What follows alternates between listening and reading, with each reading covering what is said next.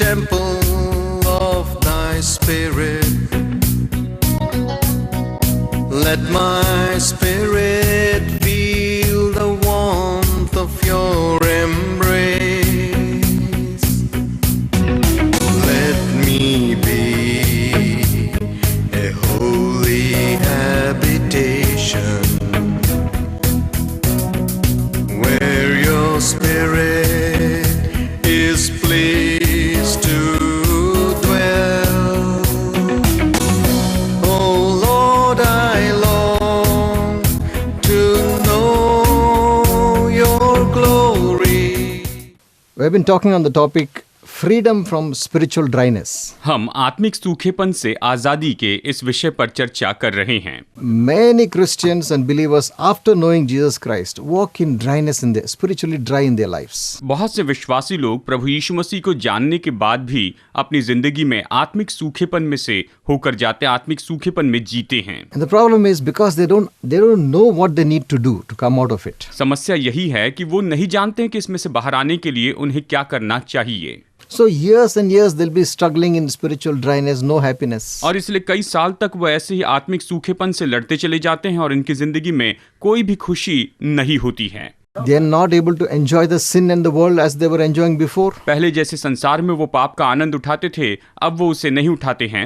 They are not able to enjoy the spiritual walk. और ना ही वो आत्मिक जीवन का आनंद उठा पाते हैं। Miserable condition. वो बहुत ही दयनीय दशा में पड़े होते हैं। But we can come out of it. लेकिन हम इससे बाहर आ सकते हैं। So we are studying this, how to come out of this spiritual dryness. तो हम इसके बारे में अध्ययन कर रहे हैं कि कैसे हम आत्मिक सूखेपन से बाहर आ सकते हैं। There are certain questions you need to ask yourself. आपको अपने आप से कुछ सवाल पूछने बहुत ही जरूरी हैं। And the first two questions we saw last week. और पिछले हफ्ते हमने इसके बारे में पहले 2 सवाल देखे हैं। Is there any unconfessed sin, unrepented sin in your life? क्या आपकी जिंदगी में ऐसा कोई पाप है जिसके लिए आपने अंगीकार नहीं किया और पश्चाताप नहीं किया है? Maybe a secret sin nobody knows about it. शायद ऐसा कोई गुप्त पाप जिसके बारे में कोई नहीं जानता है। But that is bringing a block between you and God. लेकिन वही तो आपके और परमेश्वर के बीच में एक रुकावट बनकर बैठा है। And we saw that we have to ask the Holy Spirit to search us if there's anything that is not pleasing to God. और हमने ये भी देखा है कि हमें पवित्र आत्मा से विनती करना है कि वो हमें खोजे और देख ले कि क्या हमारे जीवन में ऐसा कुछ है जिससे प्रभु प्रसन्न नहीं है। And then we should confess it and repent of it and turn away from it. और फिर हमें उसका अंगीकार करना है, उससे पश्चाताप करना है और उससे दूर चले जाना है। God will give us strength. और परमेश्वर हमें बल देंगे। When we take a decision, जब हम निर्णय लेते हैं God gives us strength to keep it. तो परमेश्वर उसे पूरा करने के लिए हमें बल देते हैं। First we need to take a decision. सबसे पहले हमें निर्णय लेना होगा। The second thing we saw, दूसरी बात जो हमने देखी है, if you have hurt someone or done something wrong, you have to ask forgiveness and you have to restore what you have taken wrongly. अगर आपने किसी को चोट पहुंचाई है, किसी से कुछ ले लिया है, तो आपको उनसे क्षमा मांगनी है और जो कुछ भी आपने ले लिया है उसे फेर देना है। There are so many Christians who don't ask forgiveness because of spiritual pride. बहुत से ऐसे विश्वासी लोग हैं जो कि आत्मिक घमंड के कारण दूसरे लोगों से क्षमा नहीं मांगते हैं। Maybe between husband and wife, they don't humble themselves and say sorry to each other. शायद हो सकता है कि पति और पत्नी के बीच में ऐसी कोई बात हो जो एक दूसरे से क्षमा मांगने के लिए तैयार नहीं होते हैं। And maybe between other friends or anybody else, या शायद हो सकता है दोस्तों के बीच में they don't ask forgiveness. वो क्षमा नहीं मांगते हैं। It's because of pride. ये तो केवल घमंड के कारण ही होता है। To say sorry to someone, you need to be humble person. किसी से क्षमा मांगने के लिए जरूरी है कि हम एक नम्र व्यक्ति हो जाएं। But we saw that God loves a person of a humble spirit, not a proud spirit. हमने ये देखा है कि परमेश्वर को दीन लोग पसंद आते हैं और वो घमंडियों का इनकार करता है। And whatever you have taken wrongly, you have to restore it. और जो कुछ भी आपने गलती करके उनका ले लिया है उसे आपको लौटाना होगा। If you have cheated someone, set it right. अगर किसी को आपने धोखा दिया है तो आप उसे बिल्कुल सही कर लीजिए। Otherwise, this will be a block in your relationship with God. नहीं तो फिर परमेश्वर के साथ के आपके संबंध में ये एक बहुत बड़ी रुकावट हो जाएगा। Today we will see the third one. आज हम तीसरी बात देखने वाले हैं। Last week we saw if you hurt somebody, you have to ask forgiveness. पिछले हफ्ते हमने देखा कि अगर आपने किसी को चोट पहुंचाई है तो आपको उनसे क्षमा मांग लेनी चाहिए। But what if somebody hurt you? लेकिन अगर किसी ने आपको चोट पहुंचाई है तो फिर क्या करें? Then what do you say? तो फिर आपको क्या कहना चाहिए? So what people say is, oh, it's his fault. No, he should come and ask me तो forgiveness. लोग ये कहते हैं, देखो ये तो उनकी गलती थी, उन्हें मेरे पास में आकर उन्हें मुझसे क्षमा मांग लेनी चाहिए। and they won't do anything. They won't go to that person, and they'll wait for that person to come. If he doesn't come, then you're in a dryness for a long period. और फिर वो तो बस राह देखते हैं कि वो व्यक्ति उनके पास में आएगा, उनके पास में आकर उनसे क्षमा मांगेगा, और काफ़ी समय तक राह देखते हैं और वो व्यक्ति आता नहीं है। तो ये पूरा समय जो है वो तो क्षमाहीनता के कारण आप आत्मिक सूखेपन में अपना जीवन व्यतीत करते हैं। Unforgiveness is a very big problem in the body of Christ. क्षमाहीनता ये तो मसीह की देह में एक बहुत बड़ी समस्या हो चुकी है। You know, Jesus said in Matthew chapter 5 verse 23 to 24. मत्ती अध्याय 5 वचन 23 और 24 में प्रभु यीशु ने इस तरह से कहा है, He said, if you are bringing your sacrifice at the altar in the temple, and there you remember that somebody has something against you, he said, you leave your sacrifice there at the altar, go and be reconciled with that person, and then come and offer your sacrifice to God. इसलिए यदि तो अपनी भेंट वेदी पर लाए और वहां तो स्मरण करे कि तेरे भाई के मन में तेरे लिए कुछ विरोध है, तो अपनी भेंट वही वेदी के सामने छोड़ दे और जाकर पहले अपने भाई से मेल मिलाप कर और तब आकर अपनी भेंट चढ़ा। ये कहता है पहले जाकर भाई से मेल मिलाप कर और फिर आकर अपनी भेंट चढ़ा। If somebody has against you, not that you have against that person, ये नहीं कि आप उस व्यक्ति के विरुद्ध में हैं, लेकिन कोई अगर आपके विरुद्ध में है, that time you should not say, oh, that's not my fault, that's his fault. You should not say that. तो आपको ये नहीं कहना कि ये मेरी गलती नहीं है, ये तो उनकी गलती है। Because even though he has against you, it can still block your fellowship with God. हालांकि ये तो उनके मन में है, लेकिन फिर भी आपकी परमेश्वर के साथ जो संगति है उस पर ये प्रभाव डाल सकता है।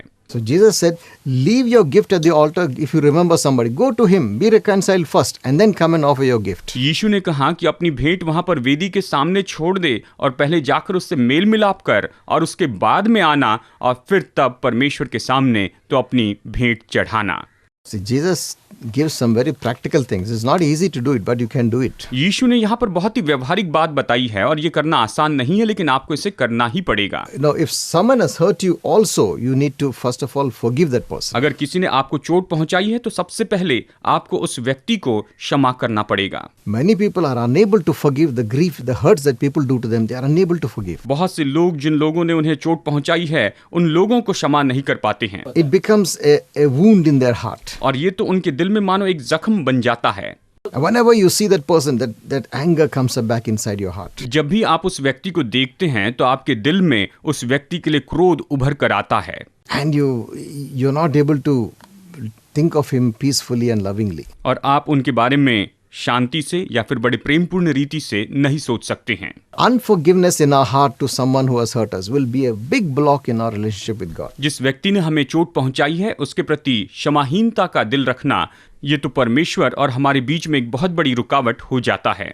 Jesus also said in the Lord's Prayer in Matthew chapter 6. मत्ती अध्याय 6 में यीशु मसीह ने जो प्रभु की सिखाई प्रार्थना बताई है उसमें ये कहा है, He said, forgive us our sins as we forgive those who sin against us. इसमें कहा है कि जैसे हम अपने अपराधियों को क्षमा करते हैं वैसे ही तू भी हमारे अपराधों को क्षमा कर। If you don't forgive others their sins, neither will your heavenly Father forgive your sins. यदि आप दूसरों के पापों को क्षमा नहीं करेंगे तो आपके स्वर्गीय प्रभु भी, आपके स्वर्गीय पिता भी आपके पापों को क्षमा नहीं करेंगे। Even if it's major things they have done against you, major cheating. चाहे उन्होंने आपके विरुद्ध में कितनी भी बड़ी गलती क्यों न कर ली हो या कितना भी बड़ा धोखा क्यों न दिया हो, चाहे कितनी भी बड़ी बात क्यों न हो, You still have to forgive. आपको फिर भी क्षमा करना ही होगा। I know people who have given the testimonies. मैं जानता हूं ऐसे लोगों को जिन्होंने अपनी गवाही दी है Like a criminal killed his own son or daughter. कि किसी अपराधी ने किसी के बेटे या फिर किसी की बेटी की हत्या कर दी थी And the person was arrested, put in jail. और उस व्यक्ति को बंदी बनाकर जेल में डाल दिया गया था। But this father and mother of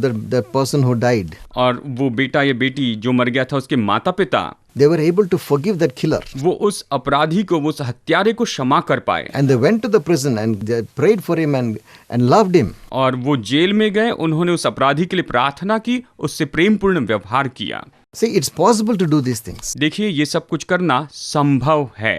And when we do such things, we are the children of God. और जब हम ऐसा कुछ करते हैं तो हम परमेश्वर की संतान होते हैं। Because God forgave us of our sins, of everything that we have done. हमने जो कुछ भी किया है, हमने जितने भी पाप किए हैं, परमेश्वर ने हमारे सारे पापों को क्षमा किया। Even people who have done terrible things, God has forgiven everything. यहाँ तक कि ऐसे लोग जिन्होंने बहुत ही भयानक काम किए हैं, ऐसे लोगों को भी परमेश्वर ने क्षमा कर दिया है। Those who come to Jesus, not everyone, those who come to Jesus are forgiven whatever they have done. सभी लोग नहीं, लेकिन जो यीशु के पास आते हैं उन्होंने जो भी किया प्रभु उनके सारे कामों को क्षमा करते हैं। So if we don't forgive others, यानी अगर हम दूसरों को क्षमा न करें then we will cancel our own forgiveness. तो हम अपनी ही खुद की क्षमा को पूरी तरह से मिटा देते हैं। See, there is a passage in Matthew chapter 18 मत्ती अध्याय 18 में हम वचन का एक भाग देखते हैं about a rich man who forgave his servant of a big debt. कि एक बड़ा धनी व्यक्ति था जिसने अपने दास के बहुत बड़े कर्जे को क्षमा कर दिया था। And he asked that servant to pay him back. The servant begged for some time, and the master felt sorry and forgave him. यानी पहले तो स्वामी ने उस दास से पैसे मांगे और उस दास ने अपने स्वामी से विनती की कि मुझे कुछ और समय दे, और जब उसके स्वामी ने देखा तो उस पर दया करके उसके सारे कर्जे को क्षमा किया। But this servant could not forgive another fellow servant who owed him a small amount. लेकिन ये दास जिसे क्षमा किया गया था वो उस दूसरे दास को क्षमा नहीं कर पाया जिसे इसे छोटी राशि चुकानी थी। And he put that man in prison. तो ये दास उस दूसरे दास को जेल में डाल देता है। Then the master called back this servant. और फिर स्वामी इस दास को बुलाता है। He said, I have forgiven you of all your faults. Could you not forgive the other one his debt? और ये कहा कि मैंने तेरे सारी गलतियों को क्षमा किया, तेरे सारे कर्जे को क्षमा कर दिया, तो क्या तू दूसरे के कर्जे को क्षमा नहीं कर सकता था? And the master cancelled this man's forgiveness. और उस स्वामी ने इस व्यक्ति को जो क्षमा किया था उसे कैंसिल कर दिया और उससे कहा कि तुझे अब सब कुछ चुकाना होगा। And Jesus said something very interesting there. यहाँ पर यीशु ने बहुत ही दिलचस्प ऐसी बात कही है। He said, the master of that servant said, hand him over to the torturers until he should pay everything back. और उस स्वामी ने कहा कि इसे सताने वालों के हाथ में सौंप दो और जब तक कि ये पूरा दाम न चुकाएं इससे वहां पर सताने वालों के साथ में ही रखो। And then Jesus says, so will my heavenly Father do unto everyone who does not forgive his fellow person. और फिर यीशु ने इस तरह से कहा कि जो व्यक्ति अपने संगी दासों को, अपने संगी लोगों को क्षमा नहीं कर सकता, उन लोगों के साथ मेरा स्वर्गीय पिता भी ऐसा ही करेगा। In other words, if you don't forgive somebody whatever they have done to you, दूसरे शब्दों में, चाहे दूसरों ने आपके साथ जो भी किया है, अगर आप उन्हें क्षमा नहीं कर सकते हैं, not only will God cancel your forgiveness, तो केवल परमेश्वर आपकी क्षमा को कैंसल ही नहीं करेंगे, but he will hand you over to the tormentors. लेकिन आपको सताने वालों के हाथ में सौंपेंगे। What are these tormentors? और ये सताने वाले कौन हैं? The demons. ये दुष्ट आत्माएं हैं। They'll bring sickness into your body. और ये तो आपके शरीर में बीमारियां लेकर आएंगे। They'll bring heart trouble. They'll bring arthritis. They'll bring so many problems in your body. वो आपके शरीर में दिल की परेशानी या आर्थराइटिस ऐसी बहुत सी दूसरी समस्याओं को लेकर आएंगे। You know, you have severe arthritis. It's a tormenting disease. देखिए, अगर आपको गठिया है या फिर किस तरह से आर्थराइटिस है तो ये तो बहुत सताने वाली बीमारी है। Maybe because of your unforgiveness this is happening. Who knows? हो सकता है कि क्षमाहीनता के कारण आपको ये हुआ है, कौन जाने। You don't forgive someone, always you have that anger in your heart. It will lead to stress, and stress leads to so many problems. अगर आप किसी को क्षमा नहीं करते, हमेशा उनके बारे में क्रोधित रहते हैं, तो ये आपको तनाव में लेकर आएगा और तनाव आपके जीवन में बहुत सी समस्याओं को लेकर आता है। We need to forgive. हमें क्षमा करना ही होगा। Not only to have fellowship restored with God, परमेश्वर के साथ में अपनी संगति को वापस पाने के लिए ही नहीं, but so that our health also will be in good condition. लेकिन इसलिए भी कि हमारी तंदुरुस्ती पूरी अच्छी तरह से अच्छी दशा में हो, So that we don't come under the torturing influence of demons. ताकि हम लोग भी दुष्टात्मा के उस सताए जाने में ना आए, दुष्टात्माओं के द्वारा सताए न जाएं। Forgiveness is a good thing, it's a wise thing for yourself. क्षमा करना तो ये खुद आपके लिए अच्छी बात है, बुद्धिमानी की बात है। Because if you don't forgive, you're putting yourself into a cage. क्योंकि अगर आप क्षमा नहीं करते हैं तो आप अपने आप को एक पिंजरे में बंद करके रखते हैं। Remember, if we don't forgive others, God will not forgive us. याद रखिए, अगर हम दूसरों को क्षमा नहीं करेंगे तो परमेश्वर हमें क्षमा नहीं करेंगे। Fourth thing that we see which will keep us spiritually dry. चौथी बात अभी हम यहाँ पर देखेंगे जो हमें पूरी रीति से आत्मिक रूप में सूखा रखती है, हमें आत्मिक रूप में सूखा रखती है। The fourth question is there any idol that has come into my life in the place of God? चौथा सवाल ये है कि क्या परमेश्वर की जगह पर मेरे जीवन में क्या कोई मूर्ति या फिर कोई ऐसा बुत आया है? Idol is not just the man-made structure which people worship. It's not only that. मूर्ति केवल ये नहीं कि मनुष्य ने बनाई हुई ऐसी चीज जिसकी लोग उपासना करते हैं, That is also an idol. वो भी एक मूर्ति ही है। But idols also is something which you love in your life more than your love for God. लेकिन मूर्ति तो वो भी है जिसे आप अपने जीवन में परमेश्वर से बढ़कर ज्यादा प्यार करने वाले होते हैं। There are many idols, people don't realize it. ऐसी बहुत सी मूर्तियां हैं जो लोग उसके बारे में सचेत नहीं है, उसे नहीं जानते। Some people love their family too much, my children too much. कुछ ऐसे लोग हैं जो अपने परिवार से या अपने बच्चों से बहुत ज्यादा प्यार करते हैं। Oh, they spend all the time with the children and don't have time for God. वो अपना सारा समय अपने बच्चों के साथ में बिताते हैं और परमेश्वर के साथ कोई समय नहीं बिताते हैं। Oh, they spoil them completely. They do whatever they want to give and they don't correct them and they don't teach them the right things. वो उन्हें पूरी तरह से बर्बाद कर देते हैं, उन्हें जो चाहिए वो सब लेकर देते हैं और वो जो चाहे अपनी मर्जी से काम करते हैं और माता पिता उन्हें कुछ भी सही बातें नहीं सिखाते हैं। And whenever they do the wrong things, they just allow them to do without correcting them. और जब भी बच्चे कोई गलती करते हैं तो माता पिता उन्हें वैसे ही करने देते हैं, उनमें सुधार नहीं लाते।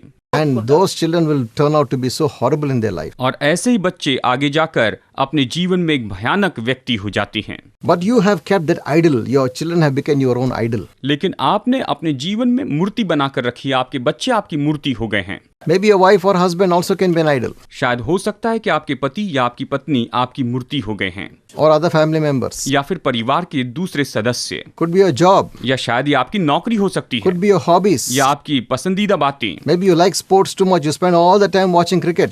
शायद आपको खेलकूद बहुत पसंद है, सारा समय क्रिकेट देखते हुए आप बिता देते हैं। Oh, every match you'll be watching. हर एक मैच आप देखते रहते हैं, Hours and hours. कई घंटों तक आप वो देखते रहते हैं। Don't give sufficient time to God Almighty. लेकिन सर्वशक्तिमान परमेश्वर के लिए आप पर्याप्त समय नहीं देते हैं। What you love more is what you will spend time with. आप जिससे सबसे ज्यादा प्यार करते हैं आप उसी के साथ में समय बिताएंगे। If you love God with all your heart, you will spend time with God. अगर आप पूरे दिल से परमेश्वर से प्रेम करते हैं तो आप परमेश्वर के साथ में ज्यादा समय बिताएंगे। Whatever thing you love more, you will spend time with that. आप जिससे सबसे ज्यादा प्रेम करते हैं उसी के साथ में ज्यादा समय बिताएंगे। The Bible says in 1 John chapter 2 verse 15 and 16. पहला यूहन्ना अध्याय 2 वचन 15 और 16 में बाइबल हमें यहाँ पर इस तरह से बताती है, हम इसे देखते हैं। Do not love the world or the things in the world, for if anyone loves the world, the love of the Father is not in him. That is verse 6:15. वचन 15, तुम न तो संसार से और न संसार में की वस्तुओं से प्रेम रखो, यदि कोई संसार से प्रेम रखता है तो उसमें पिता का प्रेम नहीं है। इस तरह से ये कहता है। Verse 16 says, If for all that is in the world, the lust of the flesh, the lust of the eyes, the pride of life is not of the Father, but is of the world. क्योंकि जो कुछ संसार में है अर्थात शरीर की अभिलाषा और आंखों की अभिलाषा और जीविका का घमंड वो पिता की ओर से नहीं परंतु संसार ही की ओर से है। In all these three areas, the lust of the flesh, the lust of the eyes and the pride of life, you can have idols in these three areas. देखिए इन तीन क्षेत्रों में यानी शरीर की अभिलाषा, आंखों की अभिलाषा और जीविका का घमंड, इन तीनों क्षेत्रों में आप अपने लिए मूर्ति बना सकते हैं। Either you love too much the sinful desires, you love it too much, so much that becomes an idol. आप इन पाप में इच्छाओं से इतना ज्यादा प्रेम कर सकते हैं कि यह आपके जीवन में मानो मूर्ति हो जाता है। Lust of the eyes, what you love to see, the bad things, that also can become an idol. आंखों की अभिलाषा यानी आपको जो गलत चीजें देखने की इच्छा होती है ये भी आपके जीवन में मूर्ति हो सकती है। Or even the pride of life, the fame, the position, the money, you go after it too much, that becomes an idol. या फिर जीविका का घमंड यानी आप पैसों के पीछे या फिर शोहरत के पीछे इतना ज्यादा जाते हैं, उसके पीछे भागते रहते हैं कि वो भी आपके जीवन में मानो एक मूर्ति हो जाती है। See, when we have things which will consume all your time and then you love those things too much, that becomes an idol. जब आप अपने जीवन में ऐसी कुछ चीज रखते हैं जिसके पीछे आप बहुत ज्यादा समय बिताते हैं, उसके पीछे भागते फिरते हैं, वो आपके जीवन में मानो एक बुत हो जाता है। When I was in medical college, जब मैं मेडिकल कॉलेज में था, another classmate of mine, मेरे एक और क्लासमेट हुआ करते थे। we used to go to the common room and I started learning how to play caroms. हम वहाँ पर कमरों में जाकर कैरम्स खेलते थे, हम कैरम खेलना सीख रहे थे। So we spent a few months and we learned and we became experts. हमने कुछ महीनों तक वहाँ पर कैरम सीखा और हम कैरम खेलते थे और उसमें बहुत ही माहिर हो गए थे। And whenever we had free time, we'll go and we'll be playing caroms. और जब भी हमारे पास थोड़ा सा खाली समय होता तो हम जाकर वहाँ पर कैरम खेलते थे। But after a few months, I realized लेकिन कुछ महीनों के बाद में मैंने इस बात को जाना this is taking too much of my time. कि ये तो मेरा बहुत समय खा रहा है। I'm not able to spend time with God. मैं परमेश्वर के साथ समय नहीं बिता पा रहा I हूँ। decided to just stop playing caroms. और मैंने निर्णय लिया कि मैं कैरम खेलना बंद कर दूंगा। Once in a while I'll go and play, but otherwise I stopped at playing carom. एक आध बार मैं जाकर कैरम खेलूंगा, लेकिन ऐसे अक्सर ज्यादा से ज्यादा समय कैरम खेलना मैंने बंद कर दिया। But my friend लेकिन मेरे जो दोस्त थे was a good believer just like me that time. वो तो उस समय मेरे जैसे एक बहुत अच्छे विश्वासी थे। He knew the Lord Jesus Christ. वो प्रभु यीशु को जानते थे। He used to go around with the Bible in his pocket. वो अपनी जेब में हमेशा बाइबल लेकर ही चलने वाले विश्वासी थे। But he did not decide to leave that caroms. लेकिन उन्होंने उस कैरम को छोड़ने का निर्णय नहीं लिया। He said, what is wrong? It's only a game of caroms, nothing wrong with it. उन्होंने कहा इसमें क्या गलत है, ये तो कैरम एक खेल है ना। So he continued playing with other people. और वो इस तरह से ज्यादा समय दूसरे लोगों के साथ खेलने में बिताने लगे। There used to be another table nearby, हमारे पास में ही एक और टेबल होता था and the boys will be playing cards and gambling, और वहां पर जो लड़के हैं वो ताश खेलते थे, जुआ खेला करते थे, smoking and all the bad habits. वो सिगरेट पिया करते थे, हर तरह की वहां पर गलत आदतों में पड़े हुए थे। And this friend of mine slowly drifted to that table. धीरे धीरे मेरे ये जो मित्र थे वो उस टेबल पर जाने लगे And he lost his fellowship with God. और वो परमेश्वर के साथ अपनी पूरी संगति को खो बैठे He got into that bad friendship. और वो इस तरह से बुरी संगति में जाने लगे He began to smoke and do all the bad things. और वो भी फिर सिगरेट पीने लगे, हर तरह का गलत काम करने लग गए Until today, he has not come out of it. और आज तक वो उसमें से बाहर नहीं आ पाए हैं। He is still drinking and smoking and all those things. आज भी वो शराब पीते हैं, आज भी वो सिगरेट पीते हैं, हर तरह के गलत आदतों में वो पड़े हुए हैं।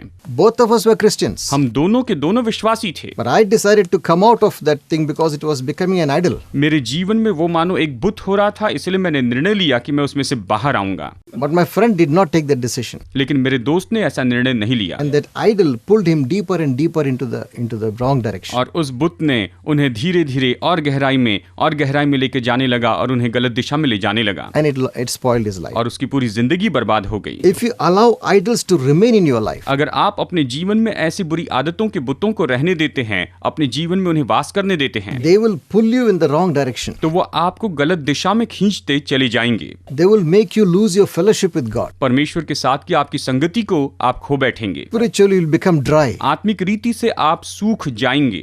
And if you continue like that, अगर आप वैसे ही बने रहें Satan will it starts getting a hold on your life. तो शैतान आपके जीवन के ऊपर धीरे धीरे पकड़ जमाते रहेगा। And if he gets a hold, he'll pull you deeper and deeper into the wrong direction. और अगर वो आपको पकड़ लेगा तो वो धीरे धीरे आपको और गहराई में लेकर जाएगा और आपको गलत दिशा में लेकर जाता रहेगा। Jesus said, यीशु ने कहा, if you love your father, mother, my sister, brother, wife, daughter and lands more than me, you're not worthy of me. यीशु ने कहा कि यदि तुम अपने माता पिता, अपने बाल बच्चों, अपने भाइयों और बहनों और अपने रिश्तेदारों से मुझसे ज्यादा प्रेम रखोगे तो तुम मेरे लायक नहीं, तुम मेरे योग्य नहीं। इस तरह से यीशु ने कहा है। It's a fact. ये बात सच है। You can't love two people equally. आप एक ही समान दो लोगों से प्रेम नहीं रख सकते You हैं। can't love Jesus with all your heart and also love every other things with all your heart. You can't love that. ऐसे नहीं हो सकता है कि आप यीशु से पूरे दिल से प्रेम करते हैं और साथ साथ में दूसरे लोगों से भी पूरे दिल से प्रेम रखते हैं। Even Jesus, another place he said, you can't serve God and mammon. एक जगह पर यीशु ने इस तरह से कहा कि तुम परमेश्वर और धन दोनों की सेवा एक साथ नहीं कर सकते हो। You either love the one and hate the other, or you love the other one and hate this other one. एक तो तुम पहले से प्रेम करोगे और दूसरे से नफरत करोगे, या फिर दूसरे से प्रेम रखोगे और पहले से नफरत करोगे। इस तरह से यीशु ने स्पष्ट कहा है। You can't love two things. आप दोनों से प्रेम नहीं रख सकते हैं। In your life, let Jesus be the Lord and Master in everything. आपके जीवन में यीशु ही आपका प्रभु हो, आपके जीवन में यीशु ही आपके लिए सब कुछ हो। Search your heart. अपने दिल को जांचिए। Is your spiritual dryness is it because of some idol in your life? क्या आपका आत्मिक सूखापन इसीलिए है क्योंकि आपके जीवन में इस तरह से कुछ बुत बने हैं? Are you giving the best of your time to Jesus? क्या आप अपने समय का सबसे उत्तम भाग प्रभु यीशु मसीह को दे रहे हैं? Are you giving of your money and your time to Jesus? क्या आप अपना पैसा, अपना समय प्रभु यीशु को दे रहे हैं? Do you love him more than your own family and other things? क्या आप अपने परिवार से और दूसरी चीजों से बढ़कर प्रभु यीशु से प्रेम रखते A हैं? wife should love Jesus much more than she loves her husband. पत्नी को अपने पति से बढ़कर प्रभु यीशु मसीह से प्रेम रखना है And the husband should love Jesus more than his wife and his daughters. और पति को अपनी पत्नी या अपने बच्चों से बढ़कर यीशु से प्रेम रखना है। Each one should love the Lord first in their life. हर एक विश्वासी को अपने जीवन में सबसे पहले प्रभु से प्रेम रखना है। And when you love the Lord with all your heart, He will help you to love your family with a beautiful love. जब आप अपने पूरे दिल से प्रभु से प्रेम रखेंगे तो परमेश्वर आपकी मदद करेंगे कि बड़े सुंदर प्रेम के साथ में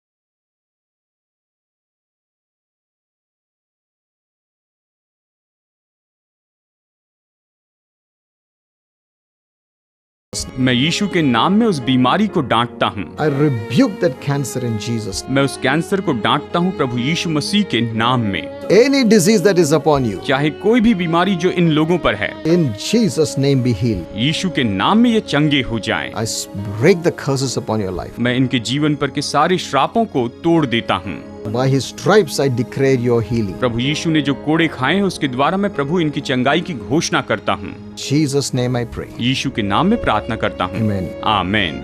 I'll see you again next week. अगले हफ्ते फिर मुलाकात होगी। God bless you. प्रभु आपको आशीष दे।